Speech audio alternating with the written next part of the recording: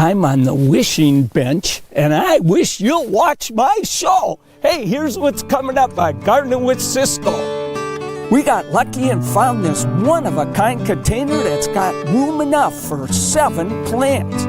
They can hide sprinkler heads, become bridges, or just sit there looking mossy and fabulous. How to use logs in the landscape. This is my cup of tea. Lynne shows me how to brew a perfect glass of iced tea with locally grown leaves. We've got a plant pick that adds hot color and feathery foliage to your perennial border. Plus, we're visiting Bloedel Reserve, a place that inspires tranquility on Bainbridge Island. Coming up right now on Gardening with Ciscoe.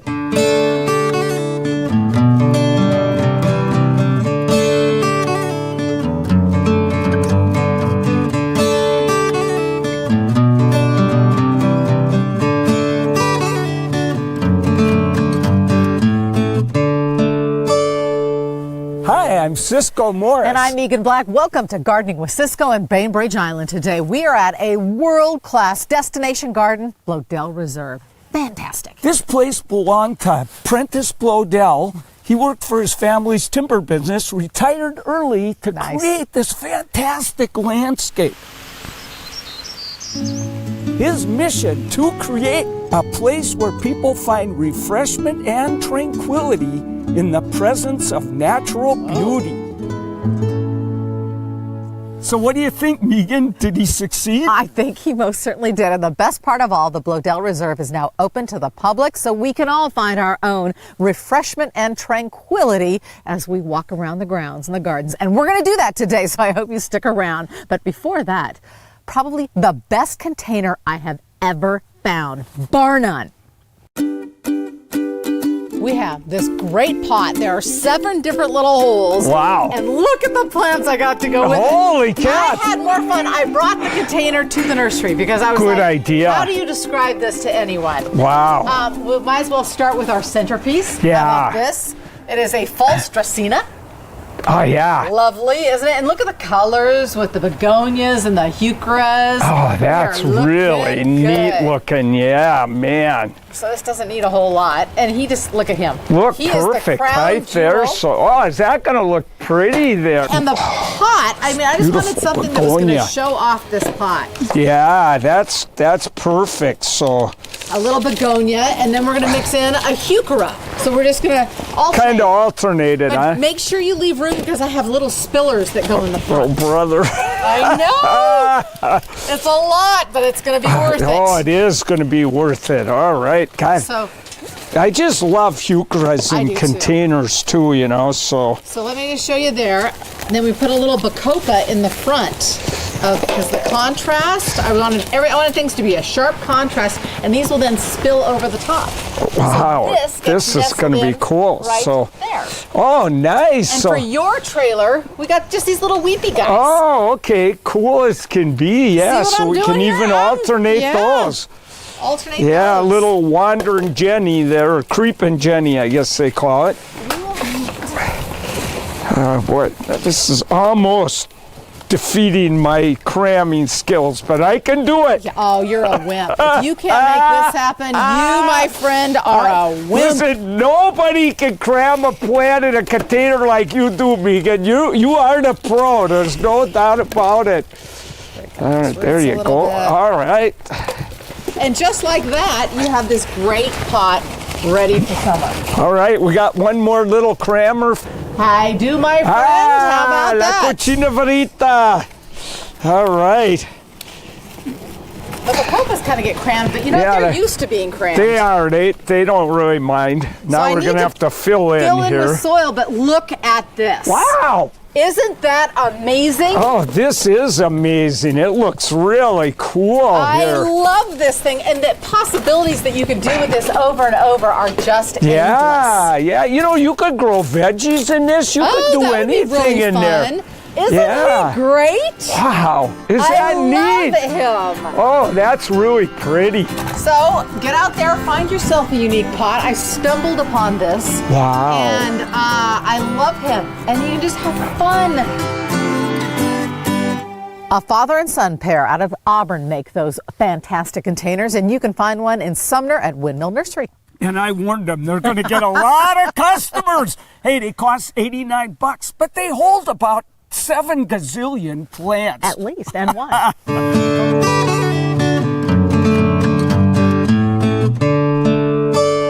Welcome back to Gardening with Ciscoe from the Bloedel Reserve, where we're at the rhododendron glen.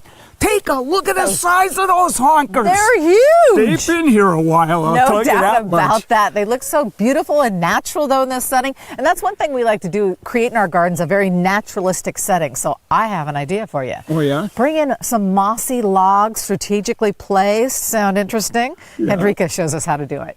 The next time you need to clear an old stump from your landscape, look closely. You may just change your mind. So what we're going to be talking about a little bit is how to use logs in your garden. One stump can house a lot of plants. And you can see how it becomes a nursing log. You have salal growing in it, you got blueberry growing in it, you got hemlock growing in it, and look how these roots come down and just engulf this thing. It's feeding off of that old log. So you can do that in your garden. Like this one, for instance, I dug out somewhere where they were clearing, and this is going to go into one of my jobs. So when I put one of these in my jobs, I get some sword ferns and other natural material around it. This even has a wild rhododendron growing in it. So it immediately looks like that garden has been there 50, 75 years. You don't have to wait. Nooks and crannies provide wildlife habitat. You build it, they will come. The wood breaks down, attracting bugs and then birds. And if you don't want your stump to break down, find one that's been burned. I found these, and these were, old forest fires. And the one good thing about when they're burnt like this, no insect will eat them. Henriquez doesn't just use logs for decoration. I've used logs to hide irrigation heads. I've used logs for bridges, for benches, for swing sets. We've used gigantic logs for staircases with really, really rustic railings on it that also, of course, build out of logs. Now, these are beauties.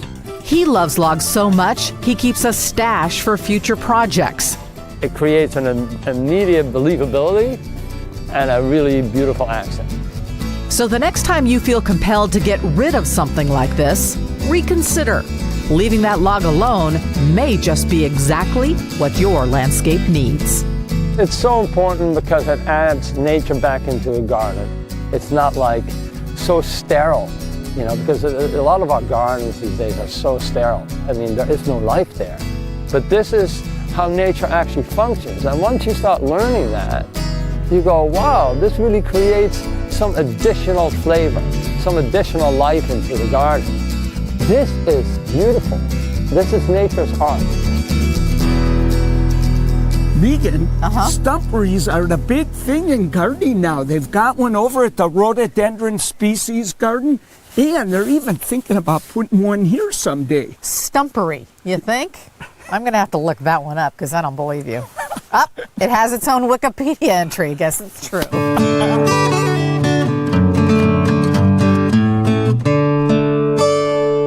Welcome back to Gardening with Ciscoe from Bloedel Reserve, where we have moved into the Japanese garden right now. Absolutely beautiful. Yeah. I can see myself in a hammock there, kicking back with a spot of tea. Gee, shall we move to tea? The next story?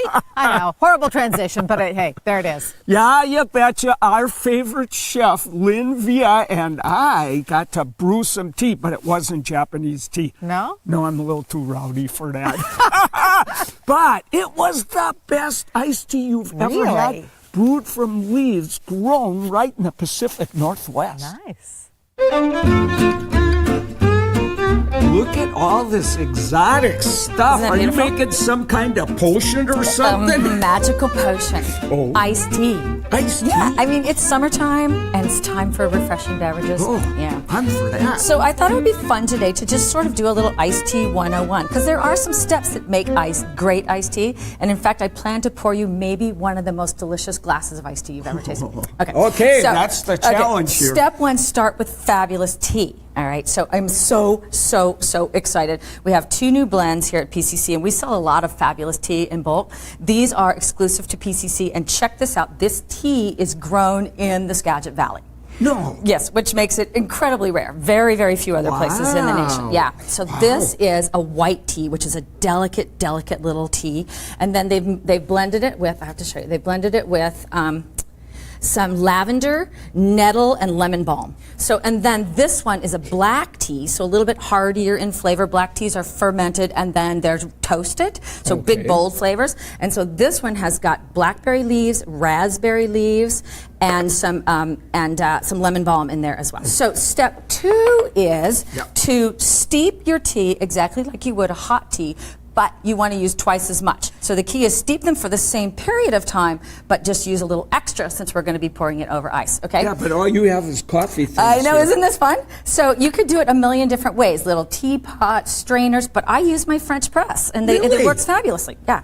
So shall we make some for you? I'm for that. Right. So there's a particular formula for white and black teas, and we'll put all that in the recipe for you. And so we're going to put one in each of these. Step 3, good water. Don't use like water with chlorine in it right from your tap. Use a still water or buy a good bottled water, right? Okay, black teas like boiling hot water, or not boiling, but just off the boil. And I'm making about 4 cups of tea here. And then white teas like you to cool the water down just a little bit. So I usually just take the lid off, give it a second or 2 longer. I'm going to go ahead and pour this now, but give this a minute or 2. Fill these up with water. I'm going to put the little plunger just halfway down, and then our next step is to kind of time the steeping period. All right. Both of these teas will take about the same steeping period. 2 to 4 minutes is about right. You do it to your taste buds. I have seen sword arguments over 2 or 4 minutes, you know. So I'm not going to quote exactly because I don't want to get in trouble, all right? But approximately somewhere in that general vicinity. Okay. So I'm just gonna tuck this down here. Oh, and you know what? I thought of one more thing, Cisco. If you like your tea a little sweet, this white tea I like a little bit on the sweet side. This blackberry tea I think has plenty of sweetness to it. Then put a little bit of sugar or honey or something in while the water's hot, so it dissolves. Okay, and then you can just it'll just blend in there. Okay, so a few minutes, and we'll come back and taste. What do you think? I can't wait. Okay. Wow. Okay, I'm so excited for you to taste this. Me too. I'm thirsty just thinking about it. All right. So step 4, or wherever we were in the process, is you want, as soon as you have steeped the tea, you want to shock it cold immediately to preserve all the flavor. All right. So what I do is I just take my sort of plunger and just sort of plunge it up and down a little bit just to get the last little bit of the flavor of the tea out.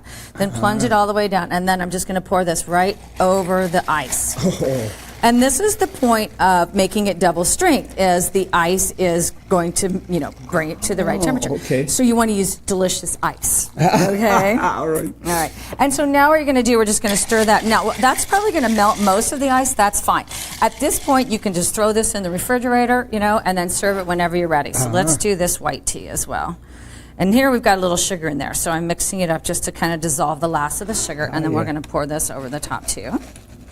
There's so many other flavors you can add to this, but these teas are so delicate and perfect and delicious that I think we're just going to taste them just as is. You don't want to overwhelm them. Exactly. So I've got some pretty little glasses here. Oh, cool. And I will pour you this white one because I think you will like this.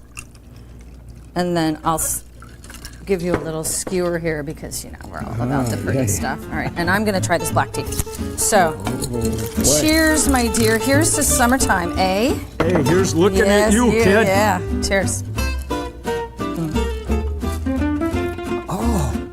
Oh, isn't that fun? You won the challenge. Yay. This is absolutely delicious and so refreshing. This is what iced tea is all about. Oh, yeah.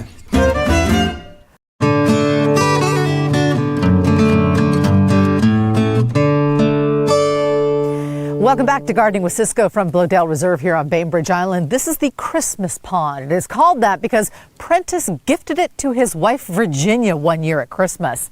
I'm thinking my husband has something to live up to, don't you think? I want a big old pond on a huge reserve. I don't think you have room for this in your garden. Okay, I'll tell you right. what. And look at these cool plants. Beesia, great love it. Japanese primrose, even skunk pretty. cabbage. Oh, la, la.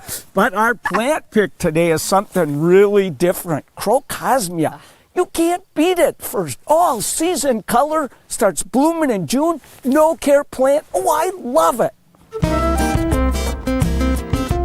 It's drab, it's dreary, so I am thinking ahead right now, and I'm gonna brighten up my garden. I don't care. And I need color back in here. I've got all these gorgeous plants with rich texture with the foliage, but I'm lacking flowers. So it's densely planted with these big shrubs. I'm getting these cascading crocosmias to come out over the top. Isn't that brilliant? Yeah, and this guy grows up about 3.5 feet tall, and then the flowers will cascade. So I'm gonna get back in here and dig a spot. Yeah. Again, pretty good soil back here. And I just love when these crocosmia come out and just kind of come over the plant. I know, they just come out of nowhere. You're like, hey, where'd you come from? And this Crocosmia lucifer is just dark red. Oh, It'll and look so cool here. Hummingbirds, Oh, holy yeah, cow. man, hummingbirds can't leave them alone. And I love this little twilight fairy gold. So that you is got. a smaller one. So Yeah, this won't get very big. how big does Lucifer get? Lucifer, these flowers are gonna be up there 4 feet high. Oh, good. Yeah, so they'll come zooming Little over. Yeah, good fertilizer. idea. Get some good fert in there. That really makes a big difference, Meeghan. Okay. So we'll grab this guy. We're gonna pop him out of the pot. I hope. All right, here we go. There we go. There she comes. Woo! These got nice roots. Wow. Oh boy. These are gonna do great. And one thing about Crocosmia, they bloom the first year you plant them if you buy them potted up like this. Oh, nice. But you can also get them in bulbs, can't you? You sure can. Yeah. Yep. think I've done Okay, that I think before. that's good. That didn't need much breaking up. And these kind of grow, and you could divide them, right? Oh, Just yeah, kinda so spread easy. them, because look right there. Yep. So Oh, if you- yeah, very easy to divide. Oh my gosh, could I have done that more perfectly? How Hey, did that? quit bragging over How there. did that happen? Okay, so now since these grow taller, we have them kind of nestled back in the garden to come up over the plant. Yeah, and sometimes, you know, occasionally you might find you need to stake those, but you don't need to do it until they actually start to bloom. Okay, I think all I'm right. ready for you. Yeah, oh boy, now that's why I got to break these roots up a bit on this one, Meeghan. Isn't that funny how the other one was different? Yeah, was fine? And you know, whenever you get one with really fine foliage like this, it's typically not going to get over a couple feet tall. This one says 16 really? inches. Yeah, oh, that's one way to tell. Okay, buddy, and All you right. can cascade over the rest of these guys. Yep, in a and you little know, way. next year we could divide that and you'll have some to give to good friends. He's stealing a page out of my book. It's about time I get a chance to get something out of you here. So if you're looking for something particularly deep color that can come from back, and they just look like they're coming out of nowhere, Yeah. hummingbirds will be singing. Oh, the hummingbirds will love them, and if we're lucky, maybe they'll bloom at just slightly different times, so Yeah. maybe one will be just getting over, the other gets started. Let's take a look. Oh, How's that's, that? That's going to be Nice. magnifique, as they say in France. I think I should remove the shovel. So most nurseries carry Crocosmia, Sure. but if you've got a friend with a clump and a digging spade, you got Crocosmia. I'll be right over. Something tells me I could probably find something in your yard. You could. We have had such a fabulous time exploring Bloedel Reserve here. And you know, Prentice Bloedel said, nature can do without man, but man cannot do without nature. This reserve has some gorgeous man-made features, but they're all designed to reflect the natural world surrounding them. Nature takes center stage here. It's easy to see why the New York Times called Bloedel Reserve one of the country's most original and ambitious gardens. So hey, if you don't have room to make a beautiful paradise like this in your own garden, Go out and visit nature. It's so wonderful. I still want a Christmas pond for Christmas. Think I'll get one? You just don't Have a great weekend, everyone. Bye, everybody.